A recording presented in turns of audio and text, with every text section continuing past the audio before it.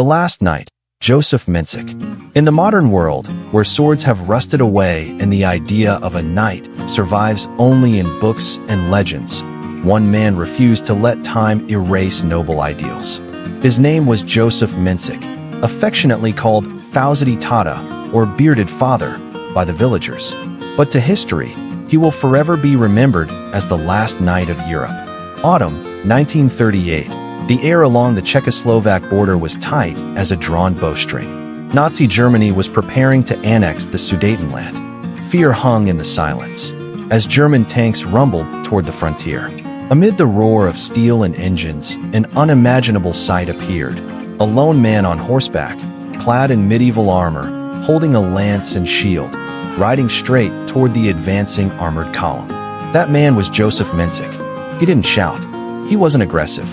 He simply stood there, a living symbol of defiance, of honor, of a time when people lived by ideals, not by power. The Germans didn't open fire. They stopped.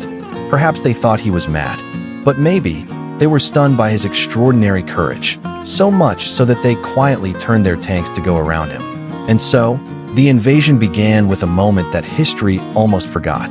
Josef Mencík was not just a guardian of the past. He was a brave dreamer. Since 1911, he had lived in a crumbling old castle, the Dobre's fortress, which he had bought and restored with his own hands. He collected everything from the medieval era: helmets, swords, banners, and even a wooden crocodile to place in the moat, in memory of a real crocodile that had once lived there a century earlier. He refused to use electricity. He lit his home with candles and torches.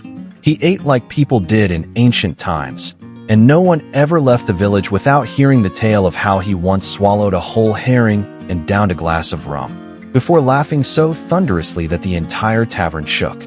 Children adored him. Students from all over were invited to his castle to hear stories about loyalty, honor, and love for one's homeland. He didn't teach history. He lived it, in every step, every word, every glance. They called him the Don Quixote of Bohemia. But unlike the wandering knight of fiction, Josef Mencík didn't fight windmills. He fought forgetfulness, the loss of values he held sacred. In 1945, after the fall of Nazi Germany, the new authorities took over his castle and expelled him. The fortress where he had lived, fought, and dreamed was confiscated. Josef Mencík did not resist. He simply walked away in silence. 3 days later, he passed away. No cries were heard. Only a torch extinguished in the cold November wind. A heart stopped beating, the heart of the last knight. And the world kept turning, as if Josef Mencík had never existed. But somewhere, in the memories of children who once heard stories in a stone castle, and in the eyes of the German soldiers who saw him that day, a knight once stood before the tanks. Not to win, but to remind the world. Honor never dies.